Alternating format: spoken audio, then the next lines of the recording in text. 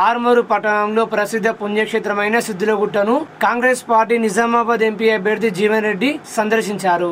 Congress party నియోజకవర్గ incharge Vinay రెడ్డితో కలిసి ఎంపీ అభ్యర్థి జీవన్ రెడ్డి శివలింగానికి ప్రత్యేక అభిషేకాలు పూజ నిర్వహించారు. ఆలయ విశేషతను ఆలయ పూజారిని అడిగి తెలుసుకున్నారు. ఈ కార్యక్రమంలో కాంగ్రెస్ పార్టీ నాయకులు, కార్యకర్తలు తదితరులు పాల్గొన్నారు.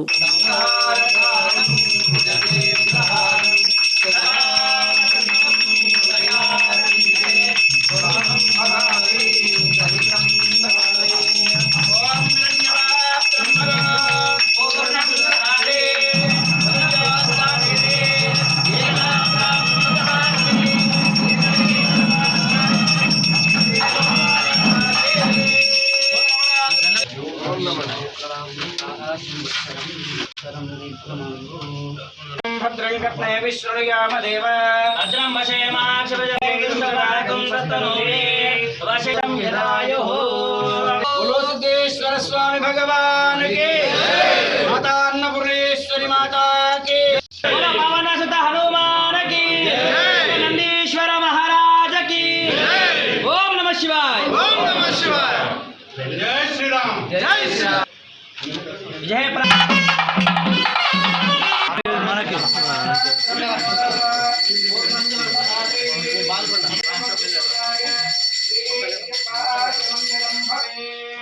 ఓం శ్రీ స్వామి.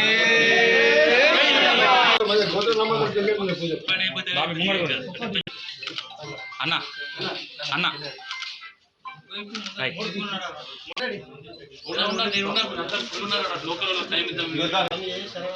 నిజామాబాద్ నగరంలో బాబు జగజీవన్ రామ్ జయంతి సందర్భంగా జిల్లా కలెక్టర్ రాజీవ్ గాంధీ హనుమంతు ఆయన విగ్రహానికి పూలమాలలు వేసి నివాళులు అర్పించారు. దేశ మాజీ ఉప ప్రధాని డాక్టర్ బాబు జగజీవన్ రామ్ జయంతి సందర్భంగా కలెక్టర్ రాజీవ్ గాంధీ ఆయనకు ఘనంగా నివాళులు అర్పించారు. జిల్లా సాంఘిక సంక్షేమ అభివృద్ధి శాఖ ఆధ్వర్యంలో జయంతి వేడుకలు నిర్వహించారు. ఎలక్షన్ కోడ్ అమలు ఉన్నందున ఎన్నికల నియమావళిని అనుసరిస్తూ జయంతి వేడుక నిర్వహించారు.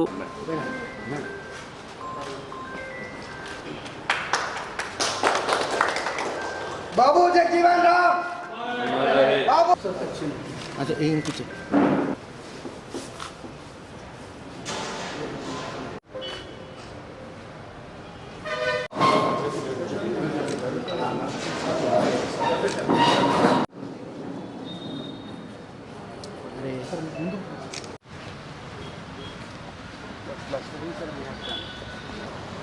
सर ओके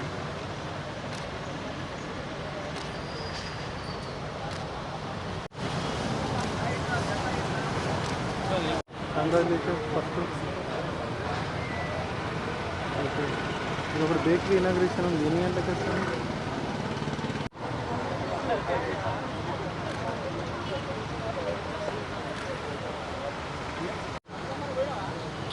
ఇయ్యర్ అని చెప్పేసి అని నందిపేట్ మండల కేంద్రంలో కాంగ్రెస్ పార్టీ ముఖ్య కార్యకర్తల సమావేశం నిర్వహించారు. నిజామాబాద్ జిల్లా నందిపేట్ మండలంలోని మున్నూరు కాపు సంఘంలో ఆర్మూర్ నియోజకవర్గ ముఖ్య కార్యకర్తల సమావేశంలో కాంగ్రెస్ పార్టీ ఎంపీ అభ్యర్థి జీవన్ రెడ్డి, ఎమ్మెల్యేలు సుదర్శన్ రెడ్డి, భూపతి రెడ్డితో కలిసి హాజరయ్యారు. దేశంలో కాంగ్రెస్ పార్టీ అధికారంలోకి వస్తే దేశంలోని ప్రతి రైతుకు 2 లక్షల రుణమాఫీ చేస్తామని హామీ ఇచ్చారు. గల్ఫ్ బాధితుల కోసం గల్ఫ్ సంక్షేమ బోర్డుతో పాటు గల్ఫ్ లో మరణిస్తే 5 లక్షల ఆర్థిక సాయం కల్పించడంతో పాటు వైద్య, ఆరోగ్య, విద్య, ఇంటి నిర్మాణం సౌకర్యం కల్పిస్తామని అన్నారు. బీడీ కార్మికులను, రైతులను ఆదుకోకుండా 5 సంవత్సరాలు ఎంపీ అరవింద్ ఏం చేశారని ప్రశ్నించారు. ఎంపీ ఎన్నికలు గెలిస్తే ఆర్మూరు, బాలకోట నియోజకవర్గ ప్రజలకు అండగా ఉంటారని తెలిపారు. రాజకీయ పార్టీల మధ్య జరుగుతుంది బాబు. కాంగ్రెస్ కానీ, భారతీయ జనతా పార్టీ కానీ, భారత రాష్ట్ర సమితి కానీ, భారత రాష్ట్ర సమితికి సంబంధించి గత దశాబ్ద కాలం అధికారంలో ఉంది. ఉద్యమ ఆకాంక్షలు నెరవేర్చలేకపోవటము, స్థానికంగా ఏదైతుందో చేపట్టవలసినటువంటి ఒక అభివృద్ధి కార్యక్రమంలో రైతు సంక్షేమాన్ని విస్మరించడంతో ప్రజలు మార్పు కోరడము, శాసనసభ ఎన్నికల్లో ఈ విధమైన ఫలితాలు వచ్చిన ఈ విధమైన ఫలితాలు వచ్చిన కాబట్టి చెప్పండి. ఇక మిగిలింది ఏదైతుందో కాంగ్రెస్, భారతీయ జనతా పార్టీ, ఈ 2 రాజకీయ పార్టీలు కూడా ఇవి కొత్తవి కాదు. 2004-14 మధ్య కాలంలో యూపీఏ ప్రభుత్వం అధికారంలో జాతీయ స్థాయిలో రైతాంగమే కానీ, రైతు కూలీలే కానీ, నిరుద్యోగ యువతకు సంబంధించినటువంటి ఒక చేపట్టిన కార్యక్రమాలు వాళ్ళకి అర్థం. దాన్ని పేరు వేసుకునేట్టయితే ఎన్డీఏ కూడా 2014-23 వరకు వాళ్ళు కూడా అధికారంలో ఉన్నారు. ఇప్పుడు జాతీయ స్థాయిలో ప్రధాన ఉత్పాదక రంగం వ్యవసాయం. ఆ ప్రధాన ఉత్పాదక రంగం వ్యవసాయానికి సంబంధించి కేంద్ర ప్రభుత్వం కల్పించవలసిన రాయితీ ఏ కిసాన్కి ఆమ్దానీ దోగునా కరుంగా అని చెప్పి మోడీ గారు పేర్కొనడం జరిగింది. కిసాన్కి ఆమ్దానీ దోగునా పక్కన పెట్టండి, రైతు ఆదాయం రెట్టించుకోవడం పక్కన పెట్టండి, పెట్టుబడి మాత్రం రెట్టింపు అయిపోయింది. రైతు రుణగ్రస్తుడు అయిపోయింది. రైతును అప్పుల ఉబ్బిలోకి వెలికి తీయడానికి కొరకు పంట రుణాలు మాఫీ చేయాలని చెప్పి డిమాండ్ ఇది జాతీయ స్థాయిలో తెరపైకి వచ్చి రైతాంగం ఉద్యమిస్తుంటే రైతుకు రుణమాఫీ చేస్తే సోమరిపోతూ అవుతారండి. ఆశ్చర్యం. అంబానీ అదాని లాంటి వాళ్ళు ఏదైతున్నదో వాళ్ళు NPA account, non productivity account అని చెప్పి నెపంతో వాళ్ళు లక్షల కోట్లు వాళ్ళ మాఫీ ప్రకటిస్తారా? మరి వాళ్ళు సోమరిపోతులు కారా? ఈ మధ్యకాలంలో ఆనాడు రైతాంగం చెల్లించవలసినటువంటి ఒక పంట రుణం బకాయి ₹1,00,000 వరకు పూర్తిగా మాఫీ చేసింది. మరి ఇదే భారతీయ జనతా పార్టీ మాఫీ చేయాలని చెప్పంటే వాళ్ళకి ఏదైతే రైతు పట్ల మరి సదాభిప్రాయం వాళ్ళ ముందుకు రావటం ఎందుకంటే ఆలోచించాలి. వ్యవసాయ ఉత్పత్తులకు మద్దతు ధరకు ఎంతవరకు చట్టబద్ధత కల్పించలేవు దానికి విలువేముంటుంది. ఆ చట్టబద్ధత కల్పించాలని చెప్పి జాతీయ స్థాయిలో రైతు ఉద్యమిస్తున్నారు. దేశ రాజధాని ఢిల్లీ సరిహద్దులో సంవత్సరాల తరబడి ఉద్యమిస్తుంటే స్థానిక అవసరాలను గమనిస్తే ఇదే మిత్రుడు అరవింద్ గారు ఆనాడు ఏదైతుందో కవిత గారిపై ఉన్న కోపం పట్ల రైతాంగం ఏదైతుందో అరవింద్ అయితే సరే ఓ రైతు కుటుంబం వచ్చినట్టుగా భావించి ఆయనకు అవకాశం కల్పిస్తే రైతుకు అండగా నిలబడతాడని చెప్పని మద్దతు తెలపడం జరిగింది. పసుపోడుకు సంబంధించి బాండ్ రాపించారు. 4.5 సంవత్సరాలు గడిచిన ఎన్నికలు సమీపించబోతున్న తరుణంలో మళ్ళీ ఎన్నికలు ఏ విధంగా ఎదుర్కోవాలని చెప్పి మోడీ గారిని పట్టుకొచ్చి ఆయనలో బాండ్ రాపించారు. 4th October 2023 6 మాసాలు గడిచింది. నందిపేట ఏదైతుందో 400 ఎకరాలు చేస్తే ఆనాడు ఉమ్మడి రాష్ట్రంలో కాంగ్రెస్ ప్రభుత్వం ఏదైతే 400 ఎకరాలు సేకరించి వీళ్ళు వ్యవసాయ ఆధారితమైనటువంటి ఒక పరిశ్రమలు ఏర్పాటు చేయడానికి మనకి ఏదైతే ప్రోత్సాహకంగా సెజ్ ఏర్పాటు చేసింది. ఇక్కడ అగ్రికల్చర్ బేస్డ్ ప్రాసెసింగ్ యూనిట్స్ ఏర్పాటు చేయాలని చెప్పని ఈ పసుబోర్డు ఏర్పాటు చేయడానికి నందిపేట సెజ్ కంటే అనువైనటువంటి స్థలం ఎక్కడ లేదని చెప్పండి. అసలు నందిపేట అంత అనువైన స్థలం ఎక్కడ లేదు. మరి మీరు ఎందుకు దాన్ని ప్రకటింప చేయలేకపోతున్నారు? పోనీ నిజామాబాద్ పట్టణానికి వివక్షత ఉంటే, తెలంగాణ పట్టణ వివక్షత ఉంటే అహ్మదాబాద్ పెడుతున్నావు అని చెప్పు. నువ్వు ఆడబెట్టో ఈడబెట్టో ఇక్కడ పెట్టో ఏదైతుందో అదృష్టం కొంచెం ఏదైతుందో పసుపు సాగు విస్తీర్ణత తగ్గి దిగుమతి తగ్గి ఏదైతుందో మరి ఏదో 15,000 క్వింటల్ వస్తే ఇది పసుబోర్డు ప్రకటనకు అనుగుణంగా ఉత్తర్వులు జారీ అయింది. నీ పసుబోర్డు ఉత్తర్వుల ప్రకటన అనుగుణంగా ఉత్తర్వులు జారీ అయితే దానికి పనితనం మొదలు కావాలి కదా. పసుబోర్డు పనితనం మొదలు కావాలి కదా. నేను నాణ్యత ప్రమాణాలు పెంపొందించడం చేసిన పని జరుగుతుంది. చక్కెర కర్మాగారాల పనులు ప్రారంభం చేయాలి. 5 సంవత్సరాలు నిర్లక్ష్యం చేసి చక్కెర కర్మాగార పునఃప్రారంభం చేయడానికి ప్రయత్నం చేస్తాను. అంటే బేసిక్గా కేంద్ర ప్రభుత్వానికి కూడా అవకాశం ఉంది, నేను ఏదో అనడం లేదు. కాయల పడ్డ పరిశ్రమలు పునఃప్రారంభం చేసే అవకాశం కేంద్ర ప్రభుత్వానికి ఉన్నది. మిత్రుడు అరవింద్ గారు ఏదైతుందో ఆయనకి ఎంతవరకు ఏదైతుందో ఆయన విలాసవంతమైన జీవితం గడపడం తప్ప ఏదైతుందో ఆయన ఎన్నుకున్నట్టు ఒక ప్రజానీకానికి సంబంధించినటువంటి ఒక సమస్యల పరిష్కారమే కానీ రైతాంగం యొక్క సమస్యలే కానీ ఇక్కడ తెలంగాణ రాష్ట్ర ప్రభుత్వం ఏదైతుందో ఏర్పడ్డ ఈ 3.5 మాసాల లోపల చక్కెర కర్మాగార పునఃప్రారంభానికి సంబంధించి కమిటీ వేయడమే కానీ పరిస్థితి తీయడమే కానీ పరిశ్రమల శాఖ మంత్రులు శ్రీధర్ బాబు గారు ఏదైతుందో ఈ మేడ్ ఇట్ క్లియర్ ఆయన ప్రకటన చేసి 2025 చివరిలో ఏదైతే క్రషింగ్ ఆరంభం గల్ఫ్ కార్మికులు మన దగ్గర జిల్లా ప్రజలకు మీరు ఎలాంటి హామీలు ఇస్తున్నారు? నేను చెప్తున్నా, ఇప్పుడు ప్రధానంగా రైతాంగానికి సంబంధించినటువంటి ఒక వ్యవసాయ ఉత్పత్తులకు కనీస మద్దతు ధరకు చట్టబద్ధ కల్పింప చేసి వారికి మద్దతు ధర కల్పింపు చేయడం నెంబర్ 1. నెంబర్ 2, అప్పుల ఊబిలోకి నెట్టబడ్డ రైతాంగాన్ని ఏదైతే అప్పుల ఊబిలోకి వెలికి తీసే విధంగా వారు చెల్లించవలసిన పంట రుణాలు జాతీయ స్థాయిలో ఒక అంశం. రేపు జాతీయ స్థాయిలో ఇండియా కూటమి అధికారం ఏర్పడటంతో జాతీయ స్థాయిలో 2 లక్షల రూపాయలు రుణమాఫీ చేయడం ఒక అంశం. సరే మీరు అంటారు రేపు ఇండియా కూటమి ఏర్పడకుంటే అంటారు. ఇండియా కూటమి ఏర్పడకున్న ఇదితో రాష్ట్ర స్థాయిలో కమిటెడ్ రైతు ఏదైతుందో చెల్లించవలసిన రుణం చెల్లించవలసిన అవసరం లేకుండా చెల్లించవలసిన బకాయి ప్రభుత్వం బదలాయింపు చేసుకొని రేపు ఖరీఫ్ ఆరంభం నాటికి ఏదైతుందో వాళ్ళు కొత్త రుణాలు కల్పించబోతున్నారు. ఇది రుణ సౌకర్యానికి సంబంధించి మాఫీ. ఆర్మూరు పట్టణంలో దళిత సంఘాల ఆధ్వర్యంలో బాబు జగజీవనరాం జయంతి వేడుకలు నిర్వహించారు.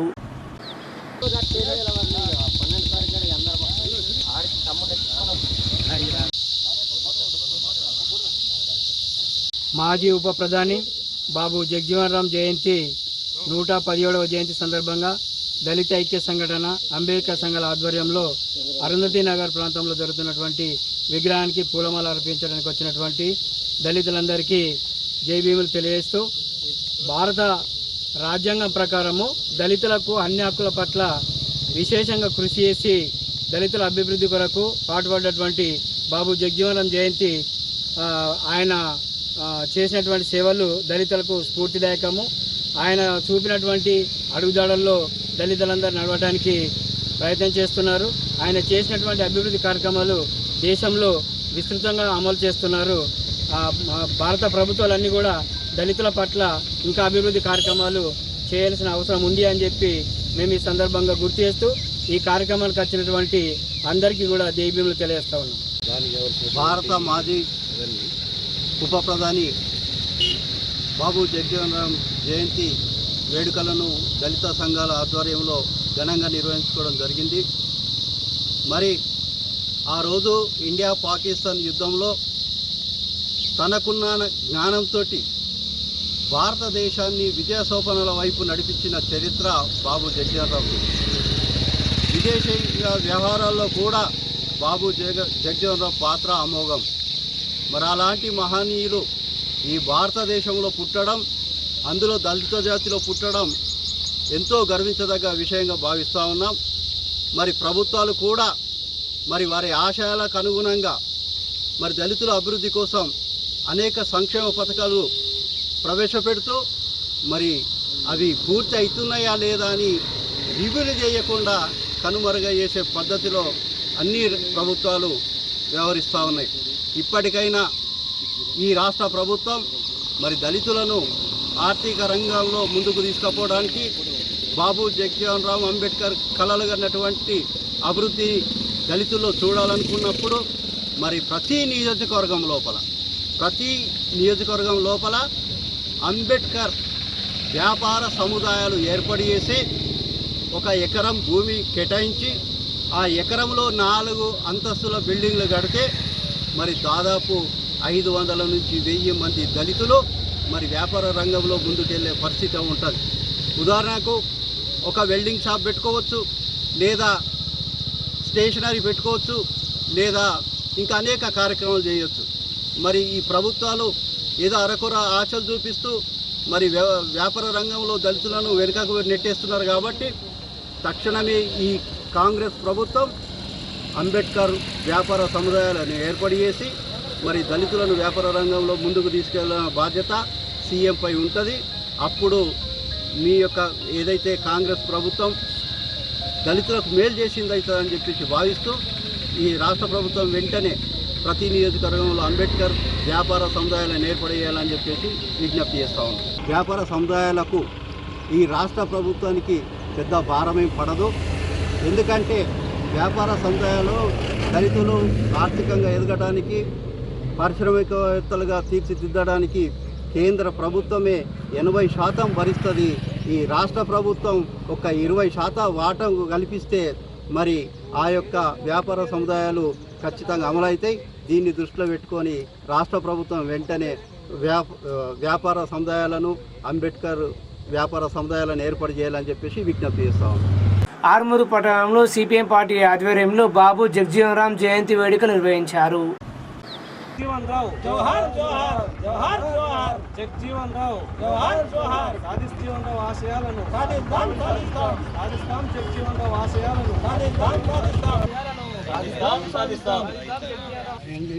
ఈరోజు సిపిఎం ఆర్మూర్ డివిజన్ కమిటీ ఆధ్వర్యంలో బాబు జగజీవన్ రావు జయంతి ఘనంగా నిర్వహించుకోవడం జరుగుతూ ఉంది. ఈరోజు విగ్రహానికి పూలమాలలు వేసి నివాళులు అర్పించడం జరిగింది. మరి బాబు జగజీవన్ రావు 117వ జయంతిని పురస్కరించుకొని ఇప్పుడున్నటువంటి ప్రభుత్వం మరి ఆ రోజు పేదల కోసం అహర్నిశలు కష్టపడినటువంటి మహామేధావి. కానీ ఈరోజు ఆయన సాధించినటువంటి ఆశయాలని తుంగలో తొక్కే విధంగా ఈరోజు బీజేపీ ప్రభుత్వం ప్రధానంగా ప్రజల మధ్య సిచ్చుపెట్టే ప్రయత్నం చేస్తూ ఉంది. ఇది విడనాడాలి. ఈరోజు భారత రాజ్యాంగాన్ని కాపాడుకోవడానికి, ప్రజాస్వామ్యాన్ని రక్షించడానికి వామపక్షాలుగా కమ్యూనిస్టు పార్టీ సిపిఎం పార్టీగా ప్రజల పక్షాన నిలబడి ప్రజాస్వామ్య హక్కుల కోసం నిరంతరం పోరాటం చేస్తామని చెప్పేసి ఈ సందర్భంగా తెలియజేస్తాం. దేశ స్వాతంత్రం కోసము, అణగారిన వర్గాల హక్కుల కోసము, మరి అట్లాగే దేశ రాజకీయ సమీక్ష జరగాలని మరి అలుపెరుగని పోరాటం చేసి విప్లవ యోధుడు బాబు జగజీవన్ రావు గారి 117వ జయంతిని ఈరోజు మల్లెడిచేరు కట్టకాడ మరి ఆయన విగ్రహానికి పూలమాలలు వేసి ఘనంగా నివాళులు అర్పించినాము. ఆయన ఏదైతే బీహార్ రాష్ట్రము చాందువా గ్రామంలో మరి ఆయన శోభిరామ్ మరి అట్లాగే తల్లి బసంతిదేవులకు పుట్టినటువంటి కుమారుడు. ఆ రోజు పుట్టే ఒక కుమారుడు పుడితే ఎంతో సంతోషంగా ఉండేవారు. ఆ రోజు వాళ్ళ నాన్నగారు బ్రిటిష్ ప్రభుత్వంలో ఒక ఉద్యోగిగా చేస్తుంటే అన్నగుడితో కుల వివక్షత విపరీతంగా ఉండేది. దానికి రాజీనామా చేసి మరి అట్లాగే ఏదైతే చాందువా గ్రామం ఉందో ఒక 20 ఎకరాల భూమి ఉండే ఆ భూమిలోని తన పంటను పండించుకుంటూ ఆ రోజు శివనారాయణనే అంబేద్కరిస్టు మరి ఆకర్షితులయ్యి మరి కొడుకుని మరి తండ్రి గుడక ఆ రోజు అంబేద్కరిస్టులుగా ఉంటూ వాళ్ళు పోరాటాలు కొనసాగించినారు. మరి అట్లాగే ఏదైతే ఈ బాబు జగజీవన్ రావు మరి కేంద్ర మంత్రిగాను మరి ఉప ప్రధానిగాను ఎన్నో పదవులు చేపట్టినాడు. ఆనాడు బ్రిటిష్ ప్రభుత్వంలో రైల్వేని ప్రక్షాళన చేసి ఆ రోజు మరి దాదాపుగా 78,000 మందికి ఉద్యోగాలు కల్పించినటువంటి ఘనత బాబు జగజీవన్ రావుది. ఇండియన్ ఎయిర్లైన్స్ను కూడా ఆ రోజు మరి ప్రభుత్వంలో ప్రక్షాళన చేసి 50,000 మందికి ఉద్యోగాలు ఇప్పించినటువంటి ఘనత కూడా మరి బాబు జగజీవన్ రావుదే. అట్లాగే మన రాష్ట్రంలో దామోదర్ సంజీవయ్య కూడా ముఖ్యమంత్రి పోస్ట్ ఇప్పించుట్లో కీలక పాత్ర వహించినటువంటి బాబు జగజీవన్ రావు గారని నేను ఇలా సిపిఎం పార్టీగా డిమాండ్ చేస్తూ మరి ఇలా ప్రజలందరికీ నేను ఒకటే విజ్ఞప్తి చేస్తున్నా, తను చేసినటువంటి పోరాటాన్ని ఇప్పుడు ఉన్నటువంటి యువతకు తెలపవలసినటువంటి అవసరం ఎంతైనా ఉన్నదని తెలియజేసుకుంటూ మరి బాబు జగజీవన్ ఆశయాలను కొనసాగించాలని నేను సిపిఎం పార్టీగా. ఆర్మూరు పట్టణంలో బీజేపీ పార్టీ ఆధ్వర్యంలో బాబు జగజీవన్ రామ్ జయంతి వేడుకలు నిర్వహించారు. బాబు జగజీవన్ రామ్, బాబు జగజీవన్ రామ్, బాబు జగజీవన్ రామ్, బాబు జగజీవన్ రామ్. సాధిద్దాం సాధిద్దాం సాధిద్దాం సాధిద్దాం. ఉప ప్రధాని బాబు జగజీవన్ రావు జయంతి సందర్భంగా నేడు భారతీయ జనతా పార్టీ ఆధ్వర్యంలో వారికి ఘనమైన నివాళులు అర్పించడం జరిగింది. బాబు జగజీవన్ రావు గారు సుదీర్ఘంగా పార్లమెంట్లో ఒక 40 సంవత్సరాలు దాదాపు వివిధ హోదాలో పనిచేయడం జరిగింది. ఆ పార్లమెంట్లో 40 సంవత్సరాలు వివిధ హోదాలో పనిచేస్తూ ఉప ప్రధాని కూడా పనిచేయడం జరిగింది. వారు స్వతంత్ర సమరయోధులు, సంఘకర్త, మంచి రాజకీయవేత్త. వారి ఆలోచన విధానం నేడు ఈ హాస్టళ్ళు ఉన్నాయి, ఈ విద్యార్థులకు ఈ వసతి గృహాలు ఉన్నాయంటే దానికి పూర్తి కారణం ఆయనే.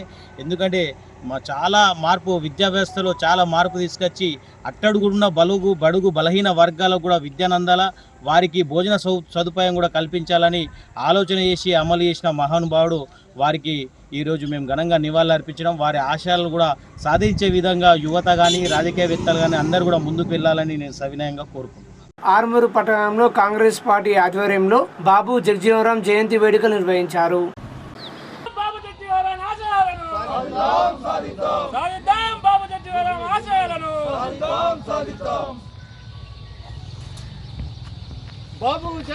రామ్, బాబు జగజీవన్ రామ్, బాబు జగజీవన్ రామ్.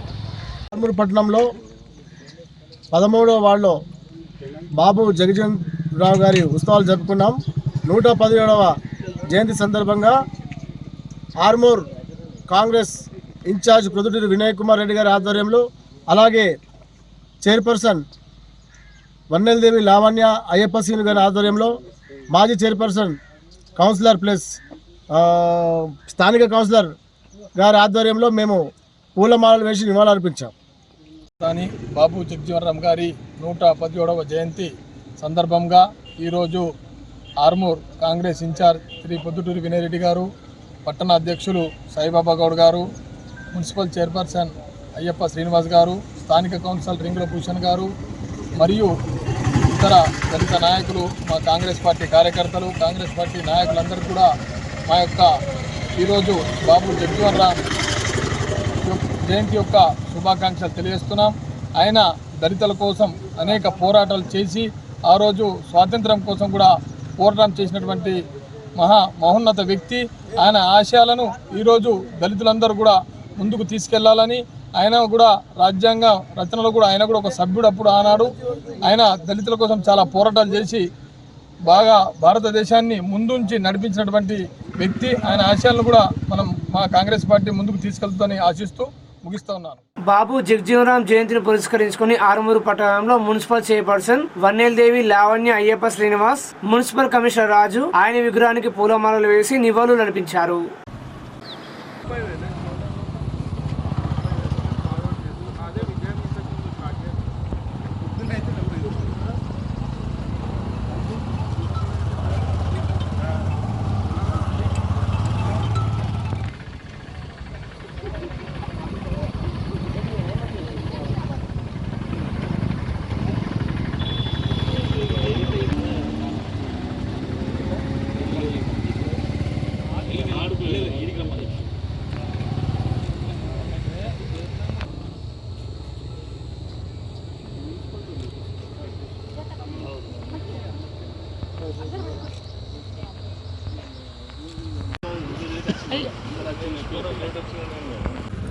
భారతదేశ మాజీ ఉప ప్రధాని, అణగారిన వర్గాల అభ్యుదయ నేత బాబు జగజీవన్ రావు గారి 117వ జయంతి సందర్భంగా మా తోటి గౌరవ కౌన్సిలర్లతో పాటు ఆయనకు నివాళులు అర్పించడం జరిగింది.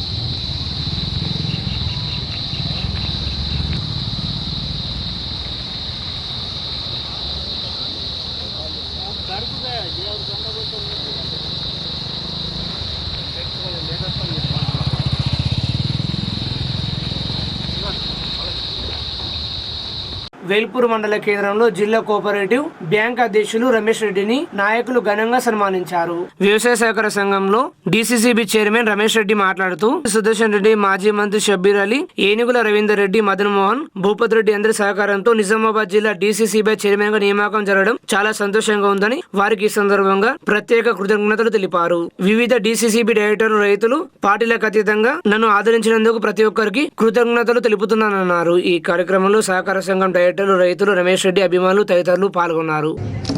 కోఆపరేటివ్ బ్యాంక్ అధ్యక్షులుగా ఎన్నికైనందుకు డైరెక్టర్లకు మరియు సహచార సొసైటీ చైర్మన్లకు, రైతులందరికీ నా యొక్క ప్రత్యేక ధన్యవాదాలు. దీనికి ప్రత్యేకించి సహకరించినటువంటి మొదటి శాసనసభ్యులు జయరెడ్డి గారు మరియు షబీర్ గారు, ఏనుగు రవీందర్ రెడ్డి గారు, కాంగ్రెస్ శాసన భూపత్ రెడ్డి గారు, మదన్ మోహన్ గారు, యువకుల శాఖ అందరికీ నా పేరు నా యొక్క ధన్యవాదాలు. నేను గత 21వ తారీఖు నుంచి నిజామాబాద్ జిల్లా డిసిబి చైర్మన్గా కొనసాగిస్తూ ఉన్నాను. ఆ రోజు మొట్టమొదటి తీర్మానంగా రైతులకు అంతకుముందు ₹1,00,000 బీమా ఉండేది. దాన్ని మొట్టమొదటి తీర్మానంగా ₹2,00,000 చేయడం జరిగింది.